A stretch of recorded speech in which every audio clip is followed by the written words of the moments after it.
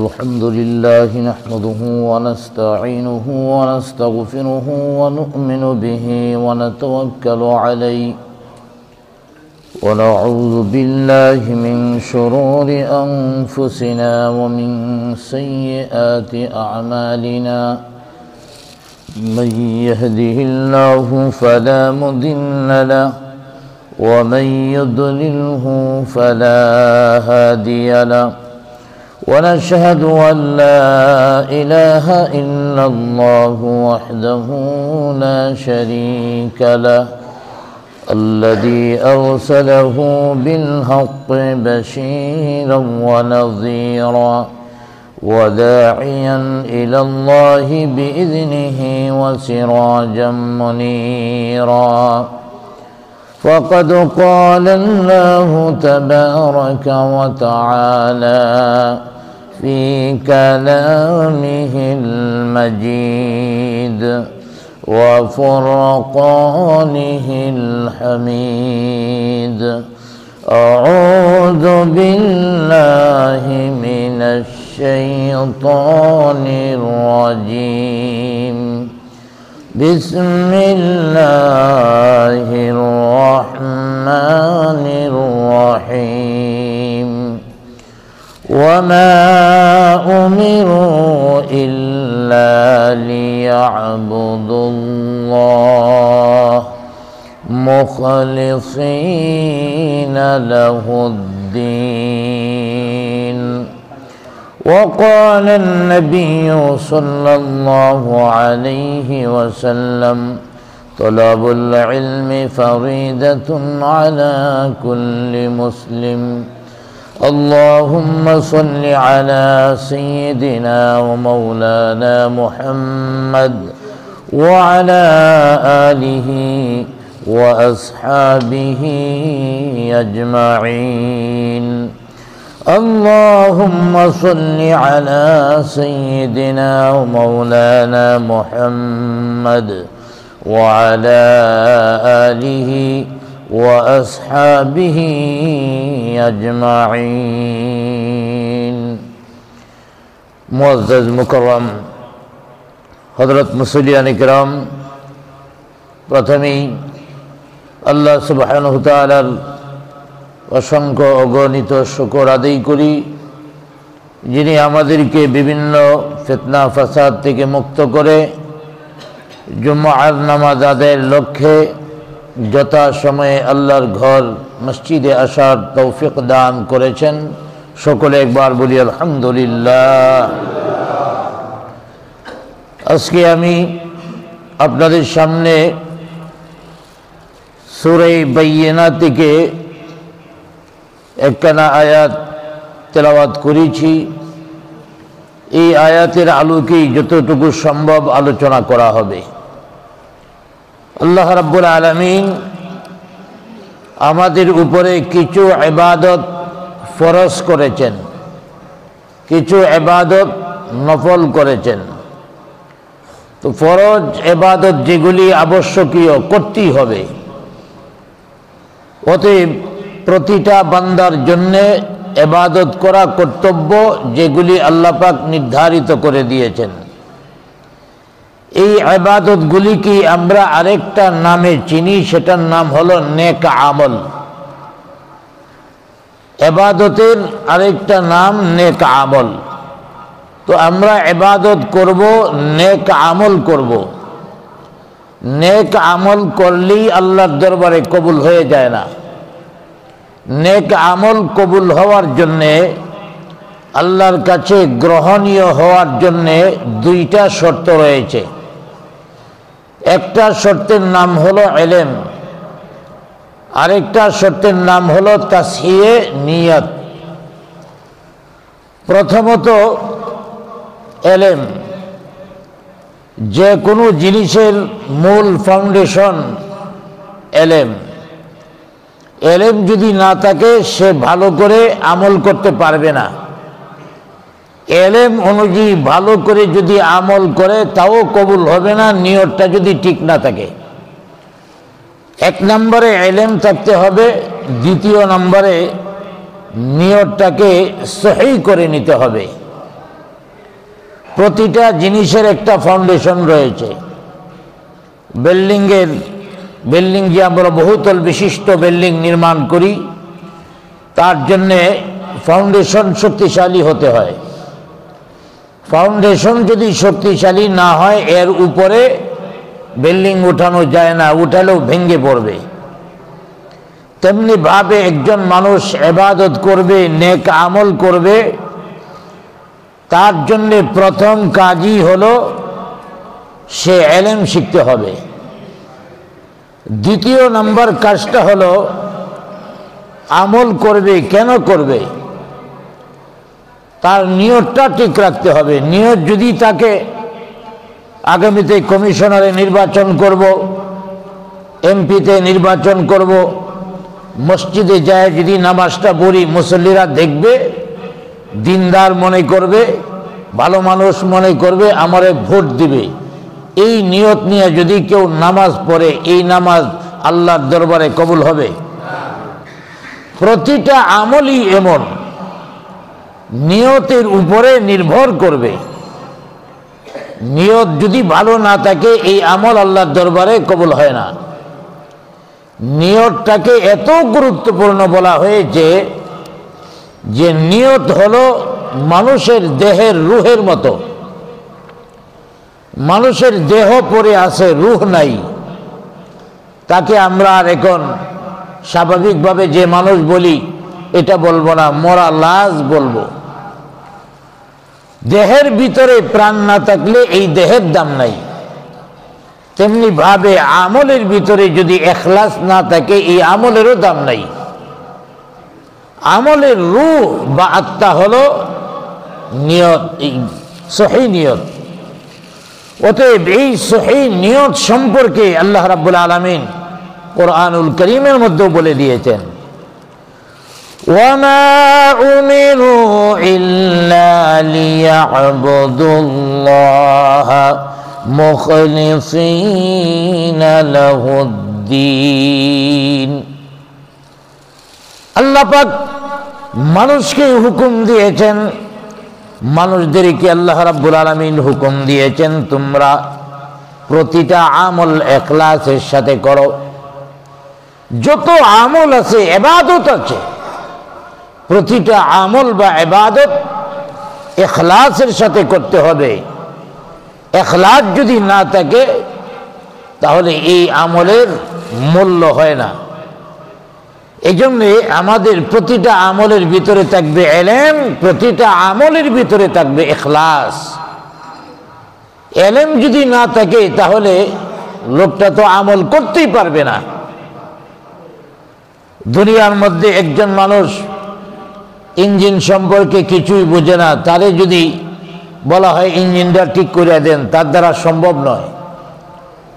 কখনো Android set হাতের মধ্যে নেয় নাই, তারে যদি হঠাৎ করে বলা হয় আপনি ওই প্রোগ্রামটায় ঢোকেন, পারবে না।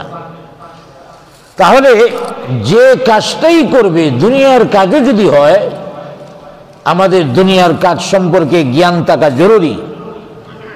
কিন্তু সমস্যা হলো আমরা দুনিয়ার বিষয়গুলি বুঝি, আখিরাতের বিষয়গুলি বুঝি না।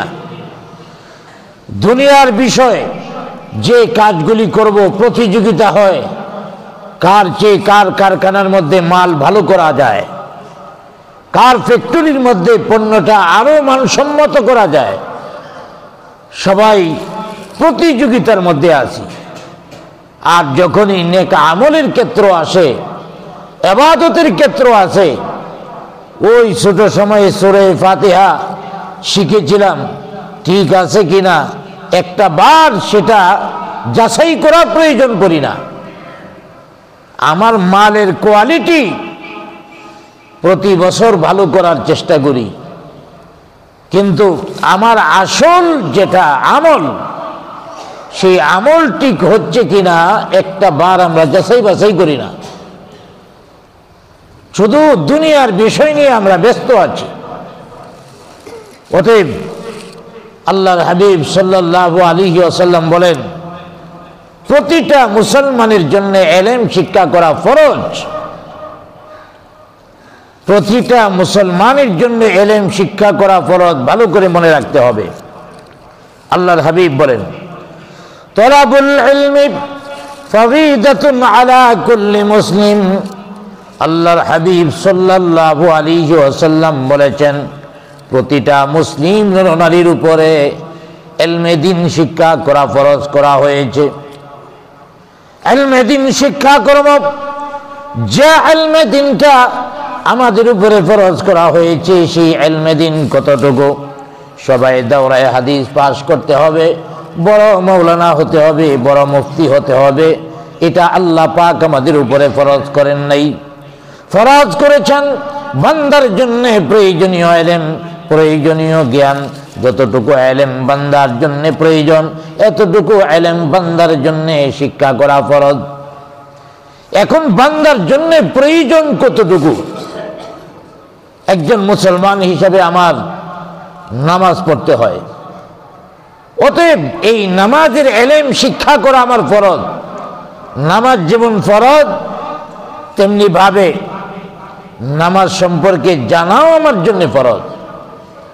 রোজা রাখবো, রোজা ফরজ, কিভাবে রাখতে হয় জানা ফরজ।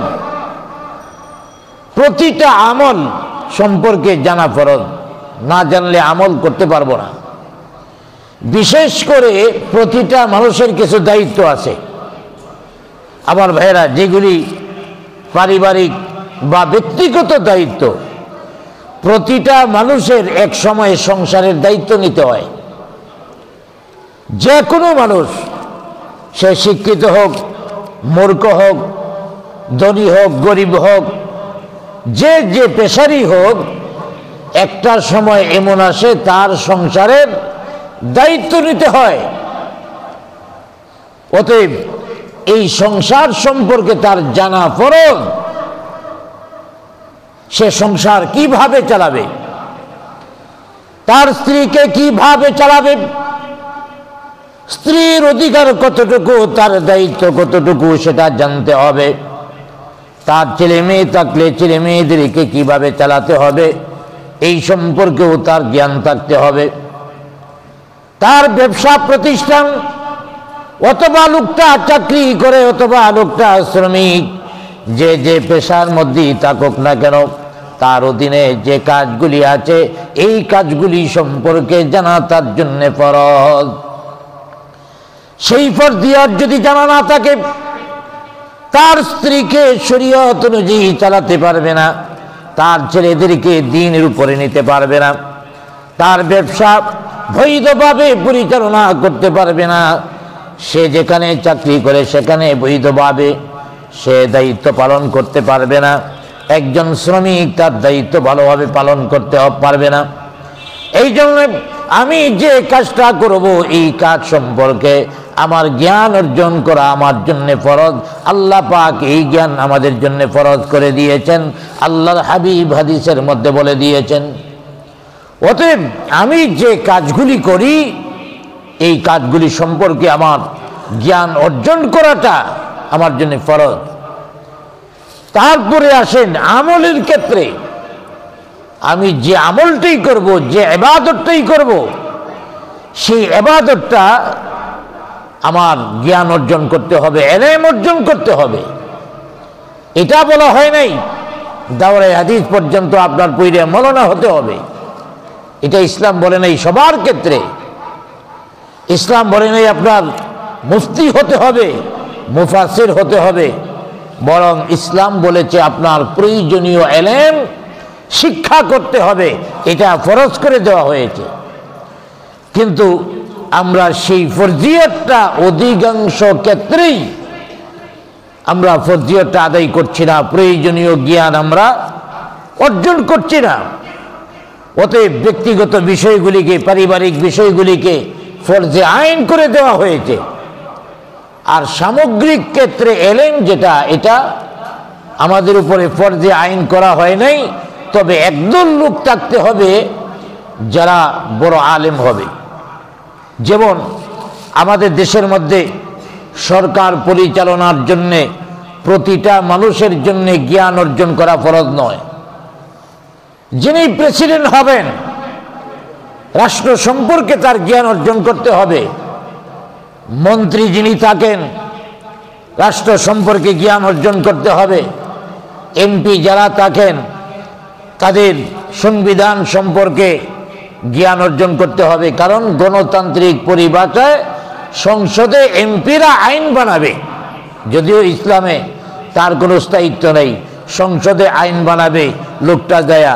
কিন্তু আমরা মাঝে মাঝে এমন লোকরে আইন বানানোর জন্য সংসদের মধ্যে পাঠাই, হে নিজের নামটাও ঠিক মতো লিখতে পারে না, এমন আছে না নাই? সংবিধান সম্পর্কে ধারণা রাখবে সেটা তো অনেক পরের কথা, নিজের নামটাও ভালো করে লিখতে পারে না, কলম ভাঙ্গা বালায়। আবার ভাইয়েরা, তো আমি বলতেছিলাম যিনি এমপি হবেন তার এমপির জ্ঞান অর্জন করতে হবে, অর্থাৎ যিনি যে স্তরে কাজ করবেন ওই স্তরের জ্ঞান অর্জন করতে হবে। তাইলে এই রাষ্ট্র সম্পর্কে জ্ঞান সবার উপরে ফরজ করা হয় নাই, তবে একটা দল থাকতে হবে। আবার ভাইয়ারা, একটা দেশের মধ্যে একদল লোক থাকতে হবে যারা দেশ পরিচালনা করার জ্ঞান অর্জন করবে, রাষ্ট্র পরিচালনা করবে। একদল লোক তৈরি হতে হবে যারা সচিবালয় পরিচালনা করবে। একদল লোক থাকতে হবে যারা শিক্ষার কাজ পরিচালনা করবে। এইভাবে প্রত্যেকটা স্তরের জন্যে একদল লোক তৈরি হতে হবে। তেমনি ভাবে একদল আলেম, একদল মুফতি, একদল মুফাসসিরের প্রয়োজন আছে। আমার ভাইয়েরা, গোটা দেশ থেকে যদি একদল আলেম, একদল মুফতি, একদল মুফাসসির, হাফেজ তৈরি হয়, গোটা মানুষের পক্ষ থেকে ফরজিয়ত আদায় হয়ে যাবে। কিন্তু আমার ব্যক্তিগতভাবে যতটুকু আমল আমি করব, সেই আমল সম্পর্কে আমার জ্ঞান অর্জন করতে হবে, এলেম অর্জন করতে হবে। এই সম্পর্কে যদি এলেম অর্জন না করি তাহলে আমার আমলগুলি সঠিক হবে না। আমল সঠিক না হলে হাসরের দিনে তার ব্যাপারে আমার জবাবদিহি করতে হবে। অতএব আমার উচিত হলো আমি এলেম অর্জন করব। আর এলেমটা এমন একটা বিষয়, দুইটা জিনিস তো, একটা এলেম আর একটা তাসহিয়ে নিয়ত, মানে সঠিক নিয়ত, বিশুদ্ধ নিয়ত। এই দুইটা জিনিসের মধ্যে এক নাম্বার, অর্থাৎ এলেম অর্জন করাটা কঠিন। নিয়ত তো আপনার অন্তরের ব্যাপার, অন্তরটারে যদি ঠিক করে পালান নিয়ত হয়ে গেল। নিয়ত মানে আলাদা বক্তৃতা দিয়া কথা বলে আপনার নিয়ত করতে হবে এমন না। নিয়ত হলো আল ইরাদাতু বিল কলব, অন্তরে ইচ্ছা প্রকাশ করা, এটাই হলো নিয়ত। অতএব নিয়তটা কঠিন, এলেম অর্জন করা, নিয়তটা সহজ, এলেম অর্জন করা কঠিন। পর্যাপ্ত এলেম অর্জন করার জন্যে 15-16 বছর সময় লেগে যায়। তাও 15-16 বছর এলেম অর্জন করার পরে বছরের শেষে উস্তাদরা একটা কথা বলেন, তোমরা 15-16 বছর লেখাপড়া করে দাওরায়ে হাদিস পাশ করেছ, তোমরা অনেক কিছু শিখে ফেলেছ।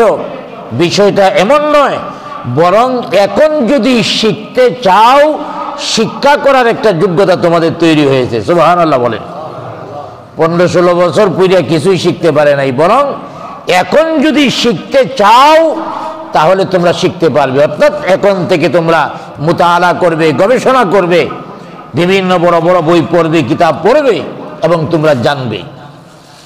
তাহলে এই ধরনের লোক একটা দল থাকতে হবে। বাকি ব্যক্তিগতভাবে আমি আমল যতটুকু করছি, আমার কাজের পরিধি যতটুকু, এতটুকু করা আমার জন্যে ফরজ। এই ফরজিয়াতটা অর্থাৎ এলেম শিক্ষা করা কঠিন। নিয়ত করাটা এনে বৈশা থেকে নিয়ত করে বলাইতে পারবেন, বিশুদ্ধ করতে পারবেন, কিন্তু শিক্ষার জন্য আপনি আরেকজনের কাছে যেতে হবে, যিনি জানেন, যিনি কোরআন জানেন, যিনি কোরআন পড়াতে পারেন, এলেম শিখাতে প্রয়োজনীয় মাসলা মাসাইল আপনাকে শিখাতে পারেন, এমন একজনের কাছে আপনার যেতে হবে। এই জায়া এলেম শিক্ষা করা কঠিন। দেখবেন যারা সরকারি চাকরি করে, ব্যাংক হোক বা বিভিন্ন জায়গায়, পুলিশে বলেন, সেনাবাহিনীতে বলেন, এদের মাঝে মাঝে ট্রেনিং হয়। শুধু কাজ করতেই আছে বিষয়টা এমন নয়। কাজ করে আবার মাঝে মাঝে একটা সময়ে তাদের ট্রেনিংয়ের ব্যবস্থা করা হয়। অনেক অফিসারদেরকে বিদেশে পাঠানো হয়, কিভাবে সহজে আসামি ধরা যায়, কিভাবে দুর্নীতি ধরা যায়, যদিও তারা শিখে আইসা কাজ করে উল্টা। কিন্তু শিক্ষার জন্য দুনিয়ার মধ্যেও তো দৃষ্টান্ত আছে। দুনিয়ার মধ্যে এইভাবে আপনার শিক্ষার জন্য বিভিন্ন ট্রেনিংয়ের ব্যবস্থা সরকার করে থাকে, কোম্পানিগুলিও বিভিন্ন ট্রেনিংয়ের ব্যবস্থা করে থাকে। কিন্তু আমরা মুসলমান, আমাদের কাজগুলি এমন, আমাদের কোনো ট্রেনিং মিনিংয়ের দরকার নাই। ভুল হোক যা হোক এটা দিয়েই চলতে হবে। গাড়ির চাকা নষ্ট হয়ে গেলে পাল্টাই, ইঞ্জিন নষ্ট হয়ে গেলে পাল্টাই, মোবিল নষ্ট হয়ে গেলে পাল্টাই। আমার আমলের যে কোয়ালিটি, কখনো এটাকে পরিবর্তন করে সহিভাবে শিক্ষা অর্জন করব, এটা আর প্রয়োজনই মনে করি না। এই জন্যই এলেম শিক্ষা করাটাকে একটু কঠিন, যার কারণে এলেম শিক্ষার জন্যে আল্লাহ পাক ফজিলত অনেক রেখে দিয়েছেন। জুড়ে বলি আলহামদুলিল্লাহ। এলেম শিক্ষার অনেক ফজিলত। শিক্ষারত অবস্থায় যদি কেউ মারা যায়, সে শহীদের দরওয়াজা পাওয়া যায়। এটা মাদ্রাসায় গিয়ে শিখতে হবে এমন না। আপনি একজন যে কোনো আলেমের কাছে প্রতিদিন যান বা সপ্তাহে একদিন যান, আপনি আমল শিখতেছেন, তাও আপনি ছাত্র হয়ে গেলেন। আমাদের ডেমরাতে একজন হাদি সাহেব আছে, তো উনি প্রতি বছর মাদ্রাসার মধ্যে এসে ভর্তি হয়। তো ওনারে বললাম, আপনি প্রতি বছর ভর্তি হন, কোনোদিন ক্লাসেও দেখি না, পরীক্ষাও দেন না, তো টাকা দেয়া ভর্তি হইয়া এই টাকাগুলি নষ্ট করার দরকারটা কি? উনি বললেন, হুজুর আমি তো টাকা নষ্ট করার জন্য ভর্তি হচ্ছি না, এই টাকাটা যাতে কাজে লাগে এই জন্যই ভর্তি হচ্ছি। আমার যদি মরণ হয় আমি বলবো আমি মাদ্রাসার একজন ছাত্র ছিলাম। সুবহানাল্লাহ বলেন। তার নিয়তটা কত সহি। এই জন্যই তো ইবাদতের জন্য, নেক আমলের জন্য দুইটা শর্ত, একটা হলো ইলম আর একটা হলো নিয়ত। এই নিয়তটাকে বিশুদ্ধ করতে হবে, সাথে সাথে আমলটাকেও বিশুদ্ধ করতে হবে। আমি যে কাজটা করব এই কাজ সম্পর্কে আমি না জানলে দুনিয়াতেও এই কাজ আমি করতে পারবো না ভালোভাবে, উল্টাপাল্টা হয়ে যাবে, অথবা যে জিনিসটা করব পুরা বিনষ্ট হয়ে যাবে। একজন ইঞ্জিনিয়ার আইনা আমরা বিল্ডিংয়ের কাজ করি ওনার প্ল্যান অনুযায়ী। এখন ইঞ্জিনিয়ার যদি লেখাপড়া ছাড়া ইঞ্জিনিয়ার হয়, অনভিজ্ঞ ইঞ্জিনিয়ার হয়, অথবা ইঞ্জিনিয়ারিং সম্পর্কে, কনস্ট্রাকশন সম্পর্কে কিছুই বুঝে না, তারে যদি আপনি আইনা তার পরামর্শ অনুযায়ী বিল্ডিং বানান, এই বিল্ডিং থাকা যাবে না। মানুষ বিল্ডিং বানায় আরামের জন্যে, আর এই বিল্ডিং হবে তার জন্য বিপদের কারণ। কারণ ঘরের ভিতরে গেলেই বিল্ডিং ভাঙ্গিয়া সম্ভাবনা আছে উপরে পড়ার। তাইলে নেক আমল আপনি করলে, ভুল করলে আপনার বিপদ হবে না, এটা কি করে বুঝলেন? এই জন্যই তো আল্লাহর হাবিব বলেছেন, রব্বা কারিইন ইয়াকরাউল কুরআন ওয়া ইয়ালআনু। আল্লাহর হাবিব সাল্লাল্লাহু আলাইহি ওয়াসাল্লাম বলেছেন, অনেক কারি এমন আছে, অনেক তেলাওয়াতকারী এমন আছে যে তেলাওয়াত করার পরে, কোরআন তেলাওয়াত করার পরে সওয়াব তো হয়ই না, উল্টা কোরআনুল কারীম তার উপরে অভিসম্পাদ দেয়, তার জন্য অভিশাপের দোয়া করে।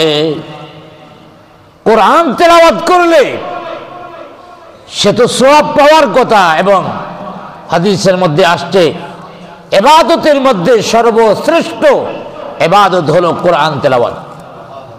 অথচ এই কোরআন তেলাওয়াত করে আর কোরআন তারে লানত দেয়। কেন লানত দেয়? উল্টা পাল্টা কোরআন পড়ছে, অশুদ্ধ ভাবে কোরআন তেলাওয়াত করছে। অতএব এই কোরআন তেলাওয়াত আমাদের শিখতে হবে। নামাজের মাসলা মাসাইল কতটুকু আমরা জানি, এই মাসলা মাসাইলগুলি শিখতে হবে। দুনিয়ার কাজ যদি আমি নাও করে অসুবিধা নাই, যে কাজ শিখবো না, করবো না, কিন্তু আপনি আমল না করে তো উপায় নেই, আর যেহেতু করতেই হবে আপনার অবশ্যই শিখতে হবে। অতএব এই শিক্ষাটা একটু কঠিন, তারপরেও শিখতে হবে। এই শিক্ষা যেহেতু কঠিন, এই জন্য অনেক ফজিলত রাখা হয়েছে। আল্লাহর হাবিব বলেছেন যে পানির ভিতরে যে মাছগুলি আছে, যে এলেম শিখে শিক্ষার জন্য লেগে যায়, পানির নিচের মাছগুলি পর্যন্ত তার জন্য দোয়া করে। সুবহানাল্লাহ বলি। পানির নিচের যে মাছ, এই মাছগুলি পর্যন্ত দোয়া করে। অতএব এই কোরআনকে আমরা সহিভাবে শিখব এবং প্রতিটি আমলের যে মাসলা মাসাইল আছে, এই মাসলা মাসাইলগুলি আমরা শিখব। শিক্ষার অনেক ফজিলত, এমনকি শিক্ষার জন্য যদি আমি সময় ব্যয় করি তাহলে এর জন্য আল্লাহ রাব্বুল আলামিন অনেক সওয়াবের ব্যবস্থা রেখেছেন। কেমন সওয়াব? যে একজন মানুষ যদি আলেম হয়, এলেম শিখে, তাহলে এই আলেমটার মর্যাদা আল্লাহ রাব্বুল আলামিন কতটুকু বাড়ান। আল্লাহর হাবিব বলেন যে আমার ফজিলত যেমনি ভাবে সাধারণ উম্মতের উপরে, তেমনি ভাবে আলেমদের ফজিলত হলো আবেদের উপরে। এবং একটা মাসালা যদি কেউ শিখে, হাদিসের মধ্যে আসছে, একটা মাসালা যদি কেউ শিখে, পক্ষান্তরে আরেকজন 1000 রাকাত নফল নামাজ পড়লো। 1000 রাকাত নফল নামাজ পড়ার চেয়ে একটা মাসালা শিক্ষা করা উত্তম। সুবহানাল্লাহ বলেন। 1000 রাকাত নফল নামাজ পড়ার জন্য সময় কতটুকু লাগবে? আর পক্ষান্তরে আমি যদি একজন আলেমের কাছে যে একটা মাসালা শিখলাম, এই সওয়াব পেয়ে যাব। তাইলে এই মাসালাগুলি শিক্ষার দরকার আছে না নাই? দুনিয়ার জন্য আমরা কত সময় ব্যয় করি। আমার আসল ব্যবসা যেটা নেক আমল, এই নেক আমলের জন্য আমি কিছু সময় ব্যয় করতে পারবো না কেন? এবং আমার ভাইরা, রাসূল আকরাম সাল্লাল্লাহু আলাইহি ওয়াসাল্লাম এক হাদিসের মধ্যে বলেছেন যে মাসলা মাসাইল বা দিন শিক্ষার একটা মজলিস, আমরা তো ব্যস্ততার কারণে মজলিসের মধ্যে বসতে পারি না। দিনী শিক্ষার মজলিসের মধ্যে যদি কেউ বসে, এটা আজকের মজলিসও অন্তর্ভুক্ত। দিনী শিক্ষার মজলিসে যদি কেউ বসে, তার ফজিলতটা কতটুকু আল্লাহর হাবিব বলেছেন, মাজলিসু ফিকহিন খায়রুম মিন ইবাদাতি 60 সানা। আল্লাহর হাবিব সাল্লাল্লাহু আলাইহি ওয়াসাল্লাম বলেছেন, একটা মুহূর্ত দিন শিক্ষার মজলিসের মধ্যে বসা 60 বছর নফল ইবাদতের চেয়ে উত্তম। সুবহানাল্লাহ বলি। 60 বছর নফল ইবাদত করা, আমার ভাইরা, এক লাগা 60 বছর নফল ইবাদত করা কত কঠিন। আমরা হায়াতেই বা পাই কত। আপনি যদি একটা মুহূর্ত দিন শিক্ষার মজলিসের মধ্যে বসেন, তাইলে এই 60 বছর ইবাদতের সওয়াব আপনি পেয়ে যাইতেছেন। কিন্তু এতটুকু আমাদের ভিতরে কয়জনের আছে যে আমরা দিন শিক্ষার মজলিসে বসবো? সেটার প্রমাণ তো হলো সাপ্তাহিক তাফসীরুল কোরআন মাহফিলে মসজিদে হয় প্রতি সোমবারে বাদেশা। কয়জন আমরা বসতে পারি? অথচ একটা মুহূর্ত বসা, কোরআনের তাফসীর, এখানে মাসলা মাসাইল সহ দ্বীনের বিভিন্ন অংশ রয়েছে, আমরা বসতে পারি না। কেন বসতে পারি না? আমরা দুনিয়ার লাভ বুঝি, আখিরাতের লাভ বুঝি না।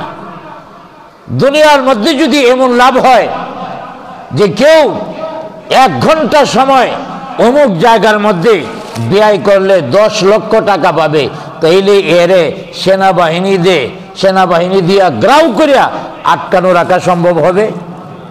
সেনাবাহিনীর পায়ের নিচ দিয়ে চলে যাবে।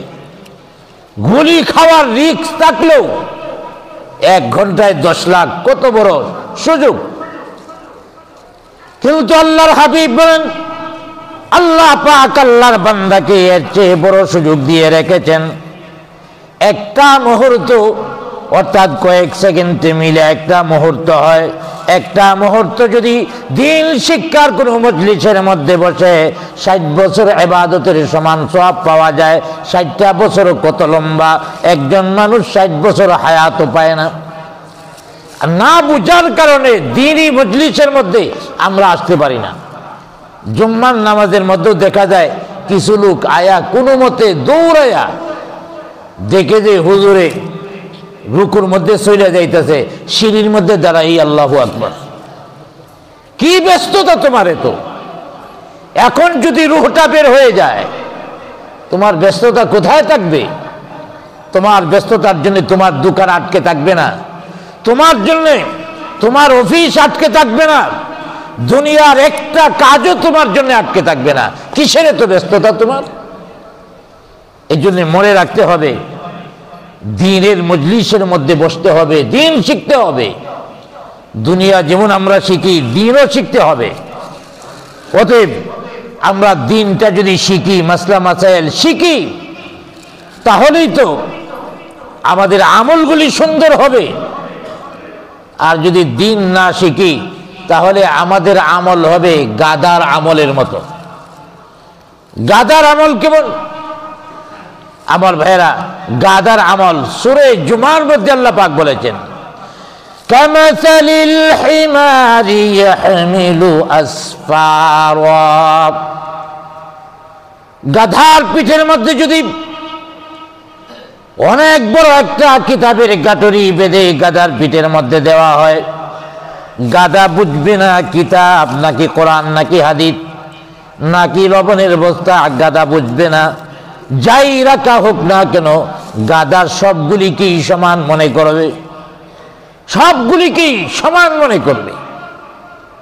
আবার ভাইয়েরা, অতএব কেন এটা? গাধার ভিতরে ওই এলেম নাই। কোরআনের মর্যাদা কি, এলেমের মর্যাদা কি, আর লবণের বস্তার মর্যাদা কি? অতএব আমার ভাইয়েরা, যারা এলেম শিখবে এবং সঠিক নিয়ত করে আমল করবে, এদের মর্যাদা অনেক।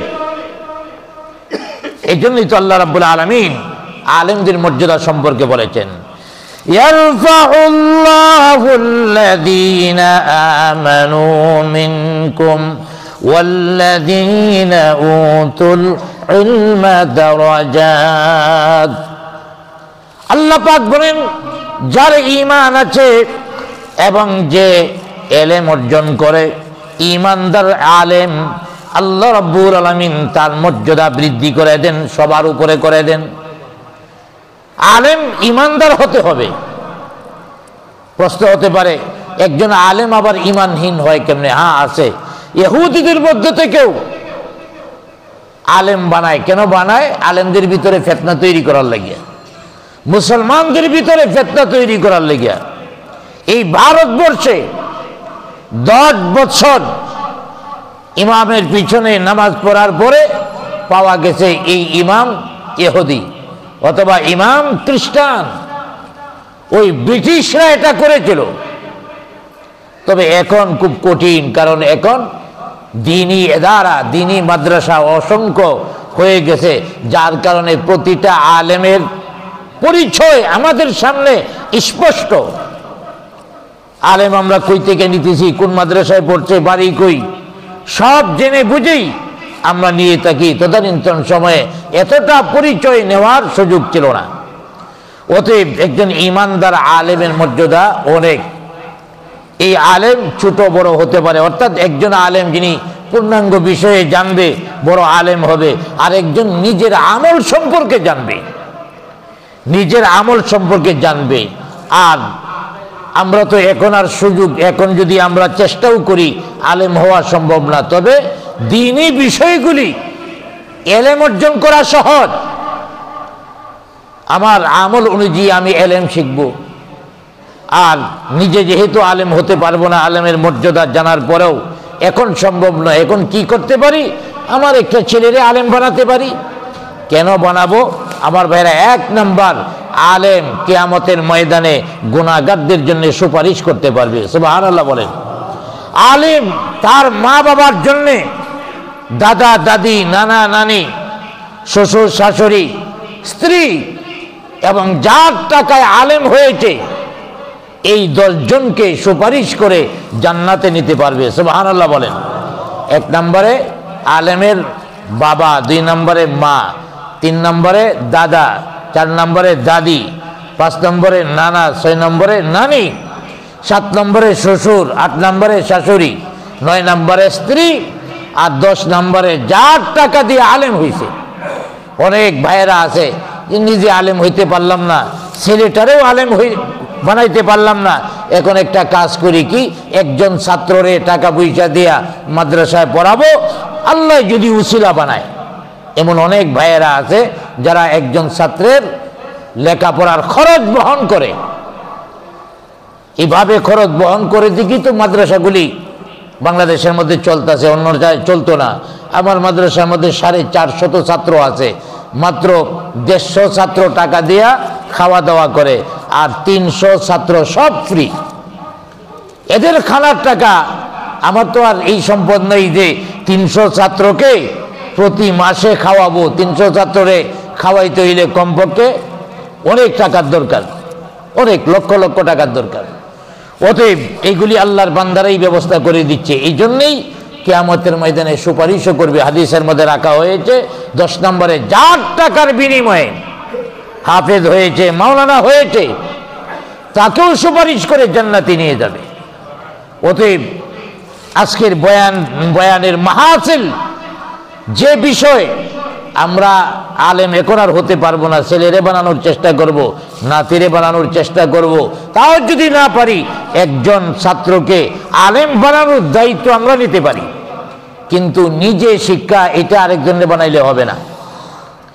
আমার নামাজ সম্পর্কে যতটুকু জ্ঞান দরকার, আমি যে আমলগুলি করি, এমনকি দুনিয়ার যে কাজগুলি করি, চাকরি, ব্যবসা অথবা শ্রম যাই করি না কেন, এই বিষয়গুলো সম্পর্কে আমার এলেম অর্জন করতে হবে। অন্যথায় ব্যবসা করতে গেলে ভেজাল ব্যবসা করবে, 1 টাকার মাল অবৈধভাবে 3 টাকা বিক্রি করবে, চাকরি করতে গেলে দুর্নীতি করবে, ঘুষ খাইবে, সরকার পরিচালনা করতে গেলে জনগণের সম্পদ লুণ্ঠন করবে, আমার ভাইয়েরা চাঁদাবাজি করবে, বিভিন্ন ধরনের অন্যায় জড়ায় পড়বে। কেন?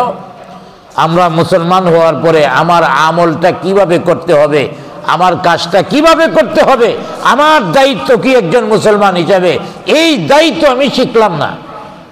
না পরিবারের দায়িত্ব সম্পর্কে শিখলাম, না ছেলে মেয়েদের দায়িত্ব সম্পর্কে, না অফিস সম্পর্কে, না সমাজ সম্পর্কে, কোনো জায়গার দায়িত্ব সম্পর্কে আমি শিখলাম না, যার কারণে সারাটা জিন্দেগি শুধু উল্টা পাল্টা চললাম। এই জন্যই আমার ভাইয়েরা, আল্লাহ রাব্বুল আলামিন এই দ্বীনি এলেমটাকে ফরজ করে দিয়েছেন যে আমরা এই এলেম শিখব। অনেকেই আছে এলেম তো শিখেই না, উল্টা আলেমুল আমাদেরকে হেয় প্রতিপন্ন করে দেখে, আলেমদের হেয় প্রতিপন্ন করে দেখেন, একটা দিন বুঝে আসবে যেদিন আপনার করার কিছু থাকবে না। অতএব আলেমদের মর্যাদা দিয়েছেন আল্লাহ। জোরে বলেন কে? আরো জোরে বলেন কে? আল্লাহ পাক দিয়েছেন। দোষ ত্রুটি নিয়ে সমালোচনা করার আপনার কে? আপনি আলেমদের সমালোচনা করার কতটুকু যোগ্যতা রাখেন? হ্যাঁ, আলেমুল আমাদের দোষ ত্রুটি হতে পারে, দোষ ত্রুটিগুলি আলেমরা আলেমদেরকে সংশোধন করবে।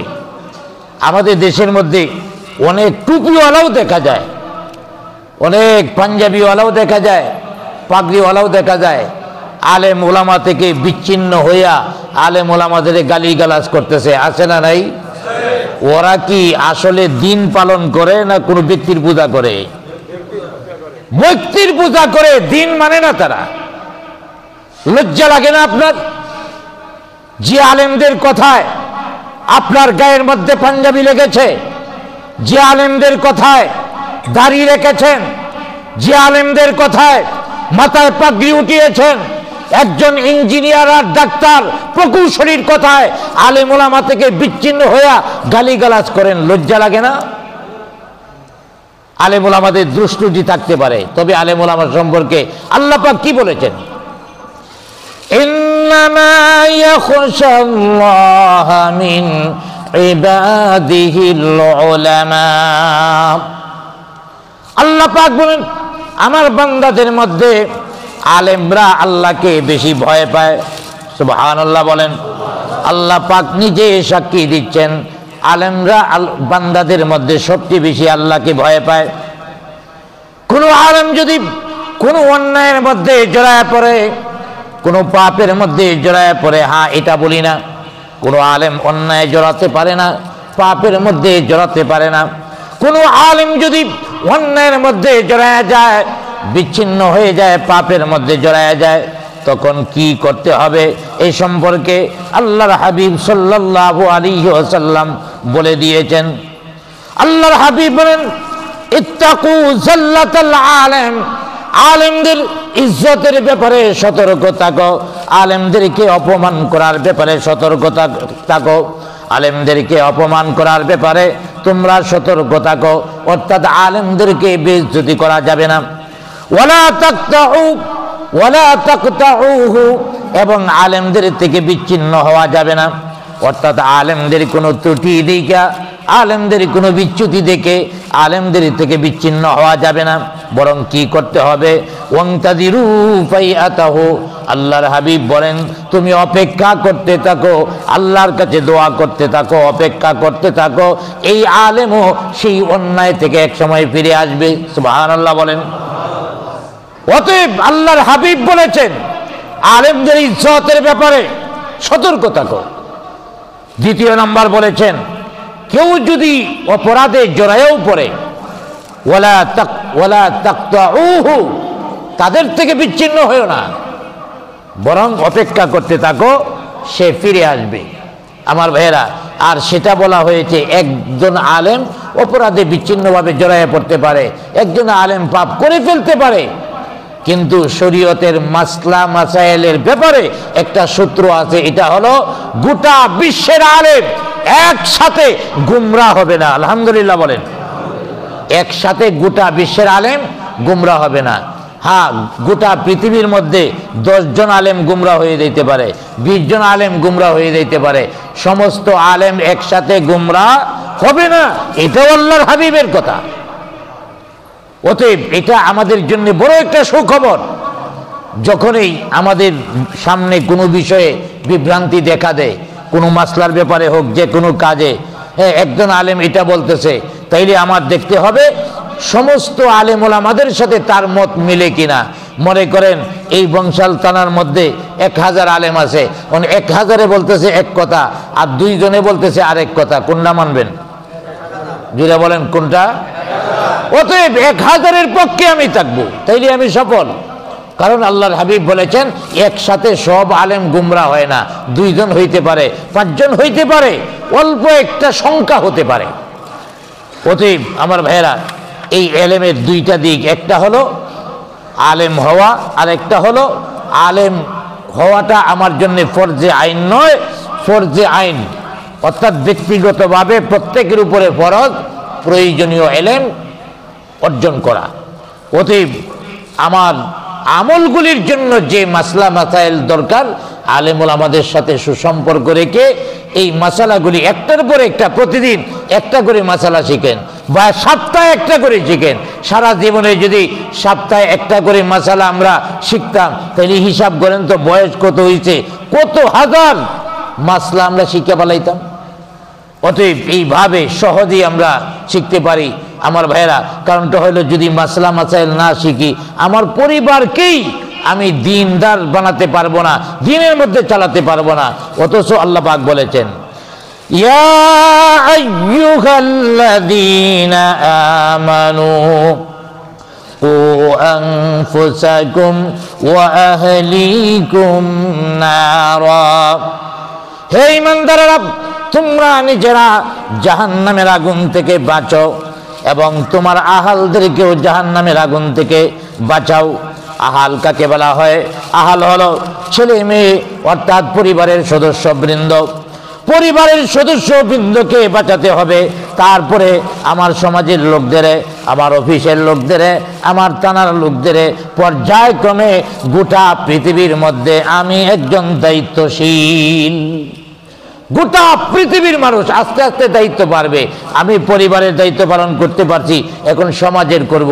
এইভাবে আমি যত বড় হই তত পরিধি, আমার দায়িত্বের পরিধি তত বাড়বে। একজন প্রেসিডেন্ট, প্রধানমন্ত্রী, তার উপরে গোটা দেশের মানুষকে দিনদার বানানো, জাহান্নামের আগুন থেকে বাঁচানো, তাদের উপরে দায়িত্ব। নেতা হওয়াটা খুব সহজ বিষয় না। যে যত বড় নেতা হবে তার জবাবদিহিতা আল্লাহর কাছে তত বেশি হবে, কারণ তত বেশি, যত বড় নেতা তত বড় দায়িত্ব, তত বেশি মানুষের দায়িত্ব। এই জন্য সাহাবেই কেরাম দায়িত্ব নিতে চাইতেন না। আর আমরা দায়িত্ব নেওয়ার জন্য মারামারি করি, দায়িত্ব নেওয়ার জন্য খুন খারাপি করি, কারণ দায়িত্ব সম্পর্কে জানা তো নাই, দায়িত্ব সম্পর্কে এলেম নাই। যদি এলেম থাকতো, এই দায়িত্বটা আমি নিলে সব লোকের জবাব আমার দিতে হবে। আমি যদি এই ওয়ার্ডের কমিশনার হই, তাইলে কিন্তু আমার পুরা ওয়ার্ডের মানুষ কেন দিনদার হইল না, এই জবাবও আমার দিতে হবে। এই বিষয়টা জানা থাকলে আর চিন্তা করলে আমাদের দেশের মধ্যে দৌড়ায়াও নেতা পাওয়া গেল নইলে, দৌড়ায়াও এমপি মন্ত্রী বানানো গেল নইলে, যার কারণে অনেক বড় বড় ইমাম আবু হানিফা রহমাতুল্লাহ আলাইহি বলছে মন্ত্রী হওয়ার লাগিয়া, কয় আমি মন্ত্রী হব না। এরপরে জেলের মধ্যে দিছে, উনি জেলে থেকে কয় খুব ভালো আছি, কারণ জেলের মধ্যে আছি, জেলে অল্প কয়েকজন মানুষ আছে, এদের আমি দিন শিখামো, দিনের দাওয়াত দিমু। আর আমি যদি মন্ত্রী হইতাম, গোটা দেশের দায়িত্ব আমার উপরে আসতো, আল্লাহর কাছে কি জবাব দিতাম? নেতা যত বড়, জবাবদিহিতা তত বড়। এই বিষয়গুলি আমরা যদি প্রত্যেকেই গ্রহণ করি, আস্তে আস্তে অন্যদের ভিতরেও এগুলি ছড়াইয়ে দিতে পারি, দেশ সুন্দর হবে, মারামারি, বিশৃঙ্খলা, হানাহানি, এই আগুন আর থাকবে না। আল্লাহ পাক সমস্ত শান্তি থেকে আমাদেরকে হেফাজত করুক, সকলে বলি আমিন।